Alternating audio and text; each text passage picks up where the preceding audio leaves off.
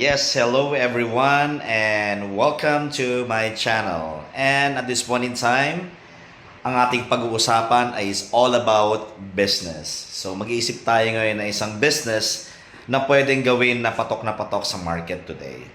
So, ang ating pag-uusapan, ang business ay tinatawag nating t-shirt printing business. At yan ang pag-uusapan natin in just a bit. Okay? So, paano? Come on, and let's go pag-usapan natin. Of course, ang business ng isang t-shirt printing ay hindi masyadong madaling gawin because you need to consider a lot of key elements and factors in order for you to become a successful in the t-shirt printing business. Wherein, kailangan mo talagang malaman din kung paano ito ginagawa. You should have a proper training on how to create, also in designing the t-shirt. Siyempre, andyan dyan yung tinatawag nating you need to be familiar with the tools that you're using, no? Especially yung mga digital tools na tinatawag natin, mga photo editor like the Photoshop. Yan. Siyempre, magde-design ka dyan ng mga t-shirt para mas maganda ang layouting mo. And after that, you have a different kinds of method naman kung paano mo gagawin yung t-shirt mo ng design. Whether it is a heat press or yung tinatawag nating silk screen. So, unang-una muna natin pag-usapan yung silk screen. Ano ba yung advantages ng silk screen? So, ang advantages ng silk screen ay pang long term, no? Pamatagalan yung kanyang print, wherein hindi siya mabilis masira, mabilis mag-fade. Pangmatagalan, so kahit na ilagay mo yan sa araw, labahan mo ng paulit-ulit, no? Hindi yan basta-basta masisira. So, yun yung kagandahan nun. And at the same time, napaka-cheap ng costing mo pag nag-silk screen ka kasi minimal lang naman ang gastos ng silk screen. Kaso nga lang yung preparation niya na paggagawa ng silk screen medyo mabusisi. So kailangan mo kasing gumawa ng stencil muna. No, stencil, pero syempre unang-una gawin mo muna yan sa computer. Doon mo muna gagawin yan. So i-layout mo siya sa Photoshop or any kinds of photo editor. Ako, ginagamit ko Photoshop or Fireworks. Parehas naman na software yun ng Adobe. And also, Corel Draw. Yan, yung tatlong yan. Yan yung mga mostly yung ginagamit ko sa pagdi-design. Then after that, pag design na yan, ipiprint natin yan sa isang coupon bond or acetate na paper o kaya transparent na film. Yun na magsisilbing tinatawag nating stencil natin. Kasi syempre kapag isa lang damit na i-print mo, lugi kapag isi-silk screen mo siya kasi isang design lang ang gagawin mo per stencil. So kung isang damit, isang stencil na kaagad yun. So ang gastos. So pero kung halimbawa ang gagawin mong damit is more than like 100 pieces, isang stencil pa rin yun. So sabi ko nga, one stencil is for one design. So kung marami yan ang t-shirt mo, so yun, no, tipid sa stencil. Paano kung dalawa yung t-shirt? So, ganun pa rin, no? Isang stencil pa rin ang gagamitin. So, yun. Okay? So, ipapakita ko sa inyo yung mga gamit muna ng pang silk screen. Okay? So, paano ba? Before pala tayo pumunta doon sa gamit ng silk screen, yung mga key elements muna pala ang pwede natin pag-usapan. Okay? Tulad ng lugar. Saan mo ba itatayo yung business mo? Is it feasible ba sa lahat ng mga lugar? Accessibility? Yung marketing mo ba meron? Diba? Meron ka bang market? Sino bang mga target mo? Eskwelahan? Madlang people? O ano pa? Yung mga ibang government agency, companies, yan, depende sa'yo. As long as nasa marami kang tao, yan, medyo okay ang marketing mo. No, marami kang mga clients na pwede. So, yun yung tinatawag natin location. So, dapat accessible sa lahat. And then after that, you need to have you need to canvas ng mga equipment mo. So you need to have like the rotary for the silk screen. Katulad niyang nasa likuran ko, ito yung tinatawag nating rotary. No, dito nilalagay yung damit, no?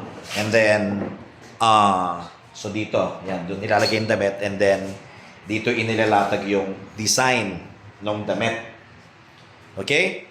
So, yan yung tinatawag nating silk screen. Ito yung rotary. So, dito nilalapat. At saka ito yung lagayan ng silk screen. Okay? So, saglit lagay lang natin siya. So, ayan na, nakalagay na siya. So, ito siya. Kaya ako sinasabi ito kasi mamimili ka kasi ng type of machine mo na gagamitin, whether you go with the manual, kung wala neto, basta ang gagawin mo na lang ilalapat mo na lang siya. Katulad neto. Yan. Ito, pag hindi pa nakalagay, so yung gagawin mo, ilalatag mo lang dito yan sa what do you call this? Dito sa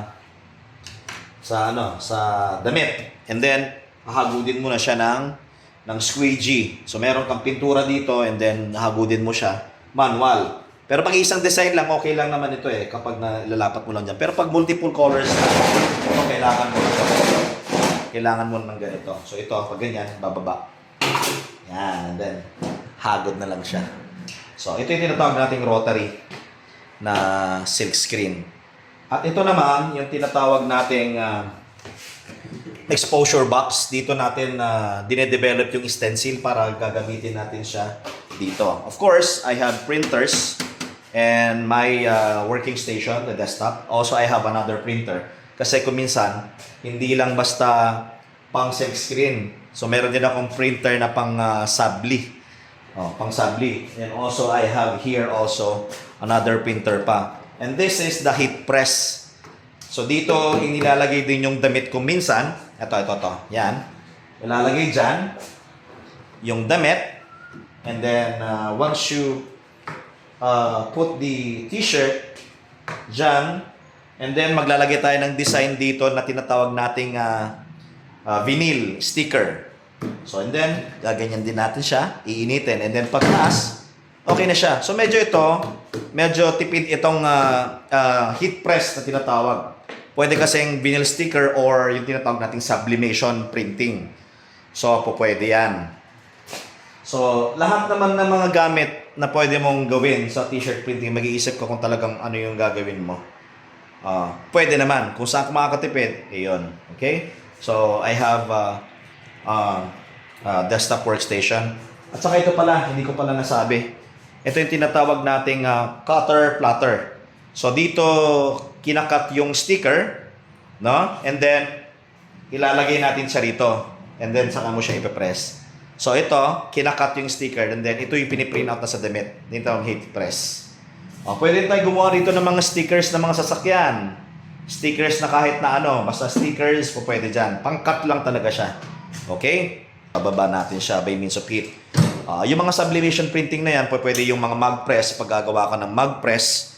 Or, paggagawa din ng ID lace. Yan, gumagawa rin ako ng ID lace. And also, ano pa ba? Ayun nga, sa damit. No? Mug press damit, sa plate, sa mga plato, pwede rin yon sa mga plato. Hirap ganyan, no?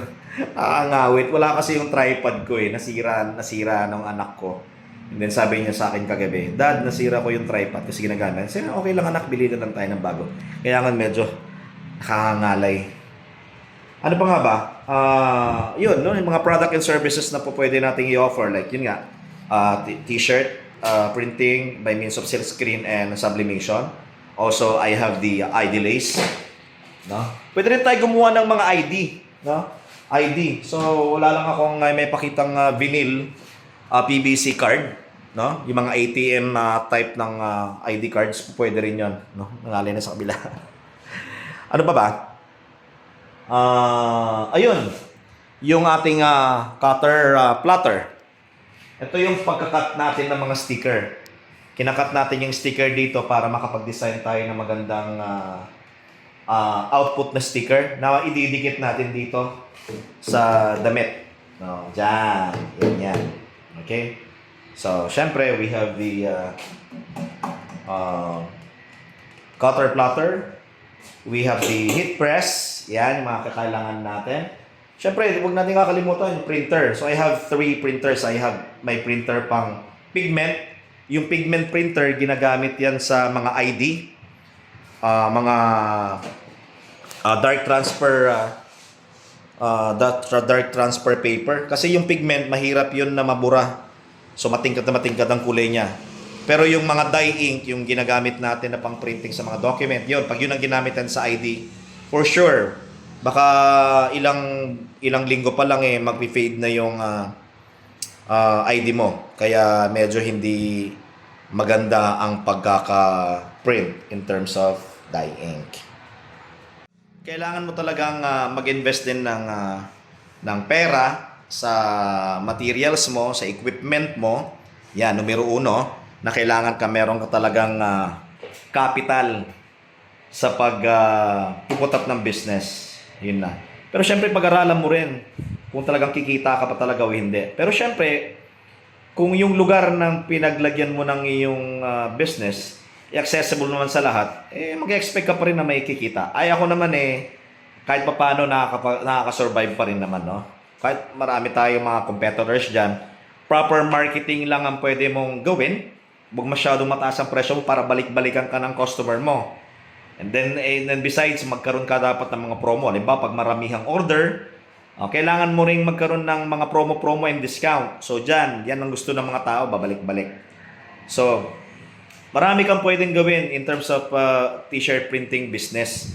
Pwede mo pang idagdag dyan yung mug printing, no? Paggagawa rin ng mga ID lace, yan. ID lace. Okay? So maraming pwedeng gawin. In terms of costing naman ng mga gamit, no? Para mas maganda, mag-canvas ka. You go online, you go to online shopping, and then you check and compare. But of course, bago mo i-canvas yan, i-list down mo muna lahat ng mga gamit mo, no? Printer, ilang printer ba kailangan mo? 3 printer. Isang dye, isang pigment, isa para sa sabli. No? And then, ilang computer kailangan mo? Siguro, pwedeng kahit isa lang muna for the meantime. And then, itong rotary natin, kahit naman wala ito, kasi medyo mahal ito No, umiikot kasi yan Ayun, ikot. Pwede kasi nga ganyan, and then sa kabila, pwede mo rin uli ilagay ito. Yan. Para sa mga multiple colors na shirt printing. No? Ito medyo nasa around 70K to 80,000. So, kung wala ka niyan, kahit na ito lang munang gawin mo, and then latag mo na lang siya sa mga plywood, okay na. Pwede na yun, pwede yun. Kasi doon ako nagsimula No? So, ganun yung ginagawa natin. Ano pa ba? Rotary, and then ito, mga frame mo. No? Pero syempre, mga consumable mo, yung pintura, coupon band, what else? So ito, yan. Ito yung panghagod. Ano yung panghagod dyan? Scooper. Ito yung mga ginagamit na pang silk screen. So ito yan. Ito yan. So yan siya. Hagod. Ganyan. Hagod. Ano ba?